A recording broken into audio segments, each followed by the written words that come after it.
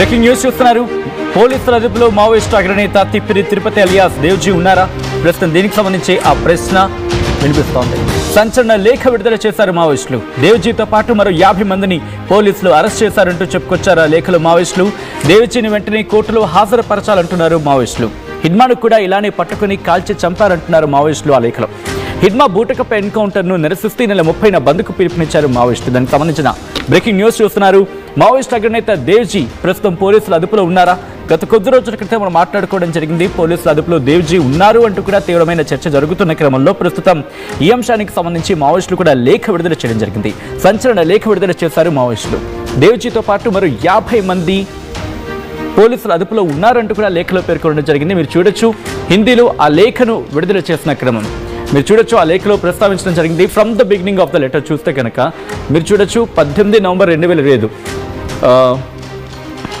అక్కడ ఆంధ్రప్రదేశ్ మే అంటూ మీరు చూస్తే కనుక ఆ ప్రాంతాలకు సంబంధించి మారేడుమిల్లి జంగల్ మే అంటూ కూడా వాళ్ళు అక్కడ ఆ ప్రెస్ సంబంధించి ప్రెస్ నోట్ని వాళ్ళు రిలీజ్ చేస్తూ దాంట్లో ప్రస్తావించడం జరిగింది. సో దీనికి సంబంధించి ప్రస్తుతం చర్చ జరుగుతోంది. అంటే ఇటు దేవ్జీతో పాటు మరో 50 మందిని పోలీసులు అరెస్ట్ చేశారంటూ కూడా ఇటు మావోయిస్టులు ఆ లేఖలో ప్రస్తావించడం జరుగుతోంది.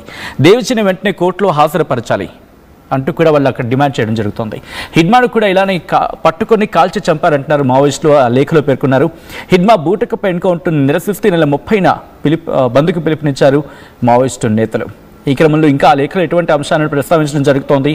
మావోయిస్టు అగ్రనేత దేవ్జీ ఇటు పోలీసుల అదుపులోనే ఉన్నారంటూ మావోయిస్టులు లేఖలో పేర్కొన్న సందర్భంలో ఎటువంటి డెవలప్మెంట్స్ ఉన్నాయి, అక్కడ ఏమైనా పోలీసు శాఖ రియాక్ట్ అవ్వడం జరుగుతుందా? డీటెయిల్స్ తెలుసుకుందాం. మా ప్రతినిధి ఉదయ్ అప్డేట్స్ అందించేందుకు సిద్ధంగా ఉన్నారు. ఉదయ్, మావోయిస్టు అగ్రనేత దేవ్జీ ప్రస్తుతం పోలీసుల అదుపులోనే ఉన్నారంటూ మావోయిస్టు నేతలు లేఖలో ప్రస్తావించిన క్రమంలో ఇంకా ఎటువంటి అంశాలను ఆ లెటర్లో వాళ్ళు మెన్షన్ చేయడం జరిగింది?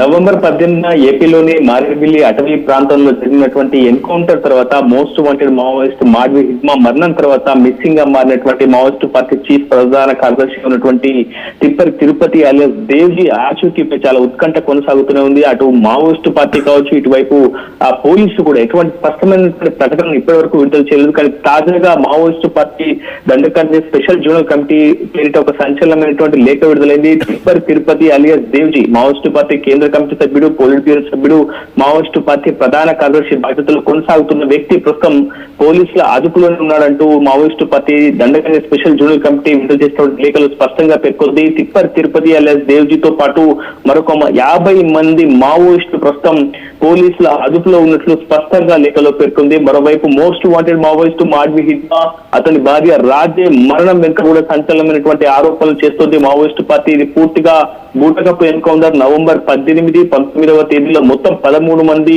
మావోయిస్టులను ఏపీ పోలీసులు పట్టుకొని కాల్చి అత్యంత క్రూరంగా హింసాత్మకంగా హింసించి మరి చంపినట్లు మావోయిస్టు పార్టీ స్పష్టమైనటువంటి ఆరోపణలు చేస్తుంది. కేవలం ఇది ఉద్దేశపూర్వకమైనటువంటి చర్య, మావోయిస్టులను పూర్తిగా అంతమొందించాలన్నటువంటి కేంద్ర హోంశాఖ లక్ష్యాన్ని అమలు చేసుకునేందుకు చేసినటువంటి కుయుక్తిగా ప్రస్తుతం సిపిఐ మావోయిస్టు పార్టీ చాలా సంచలనమైనటువంటి ఆరోపణ చేసింది. ప్రస్తుతం ఏపీ పోలీసులు ఈ అంశంపై మొదటి నుంచి కూడా ఎదురుకాల్పుల ఘటనలోనే 13 మంది మావోయిస్టులు, అందులో ప్రధానంగా మోస్ట్ వాంటెడ్ మావోయిస్ట్ హిడ్మా, అతని భార్య రాజుతో పాటు టెక్ శంకర్ వంటి కీలకమైనటువంటి నేతలను ఎన్కౌంటర్ లోనే మట్టుబెట్టినట్లు ఏపీ పోలీసులు స్పష్టంగా ఒక మీడియా ప్రకటన కూడా విడుదల చేశారు, స్పష్టంగా బ్రీఫ్ కూడా చేశారు. కానీ మావోయిస్టు పార్టీ విడుదల చేసినటువంటి ఈ లేఖ తర్వాత అనేక అనుమానాలు ప్రస్తుతం వెలుగులోకి వస్తున్నాయి. మావోయిస్టు సానుభూతి పనులు కూడా మొదటి నుంచి అనేక అనుమానాలు కూడా వ్యక్తం చేశారు. ప్రధానంగా మావోయిస్టు పార్టీ ప్రధాన కార్యదర్శి బాధ్యతలు ఉన్నటువంటి తిప్పర్ తిరుపతి అలియాస్ దేవ్జీ యొక్క వ్యక్తిగత గార్డులు ఎన్కౌంటర్ లో హతమవడం చాలా అనుమానాలకు సాగిస్తుంది. ఖచ్చితంగా ఎక్కడైతే కేంద్ర కమిటీ సభ్యుల యొక్క గార్డులు ఉంటారో కేంద్ర కమిటీ నేతలు కూడా అక్కడే